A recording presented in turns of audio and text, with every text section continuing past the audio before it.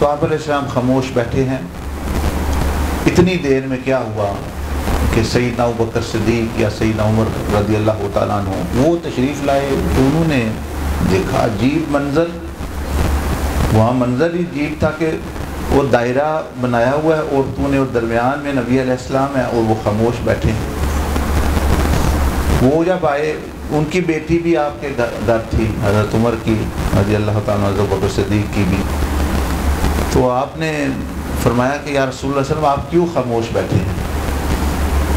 وہ آپ نے فرمایا اے عمر کہ یہ مجھ سے وہ چیز مانگتی ہیں کہ جو میرے پاس نہیں ہے دینے کے لیے. اب ایک خامن کی یا عورت کی گنجائش ہی نہیں، تو وہ جب وہ زیادہ مانگے تو اس سے کیا ہونا ہے، پھر جو ہے وہ یعنی تکلیف اور مشقت بڑھنی ہے. تو انہوں نے دوسروں کو تو کچھ نہیں کہا کیونکہ وہ تو ان کی رشتہ دار نہیں تھی. اپنی بیٹی کو انہوں نے کافی تنبیہ کی کہ تم نبی علیہ السلام سے ایسی چیز مانگتے ہو جو وہ نہیں اس وقت دے سکتے ایسا. تو جب انہوں نے سختی تھوڑی زیادہ کی حضرت عمر نے، اب ان کی بیٹی تھی، تو آپ نے فرمایا عمر چھوڑ دو، یہ مجھے میرے اور ان کے درمیان کا معاملہ ہے، تم تو اور سختی کر رہے ہو. تو اس لیے اس سے یہ بھی پتہ چلا کہ میاں بیوی کے جو اکثر جو معاملات ہیں وہ حل ہوتے ہیں جب وہ دونوں حل کریں. تیسرے بندوں کو بیچ میں ڈالنے سے بعض دفعہ معاملات ٹھیک نہیں ہوتے. وہ وقتی طور پر ہو جاتا ہے ایسا کرو ایسا نہ کرو، لیکن بعد میں پھر رہنا تو ان دونوں نے ہے. تو چاہیے کہ خود ہی حل کریں اور خاموشی کے ساتھ یہ چیز.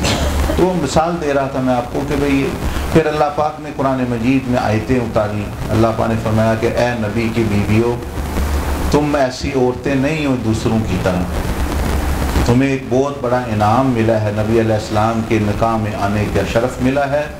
اگر تمہاری مرضی ہے، اگر اللہ اس کے رسول اور آخرت کو چاہتی ہو تو ٹھیک ہے رہو.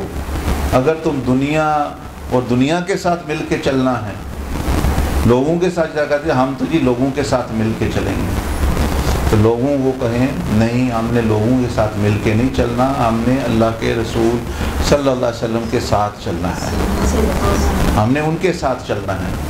کیونکہ قبر میں انہوں نے آنا ہے، حشر میں انہوں نے شفاعت کرنی ہے، پل صراط پر انہوں نے بچانا ہے. ان لوگوں نے جن کا تو اپنا حال برا ہونا ہے جو ایسے غلط کام کرتے ہیں.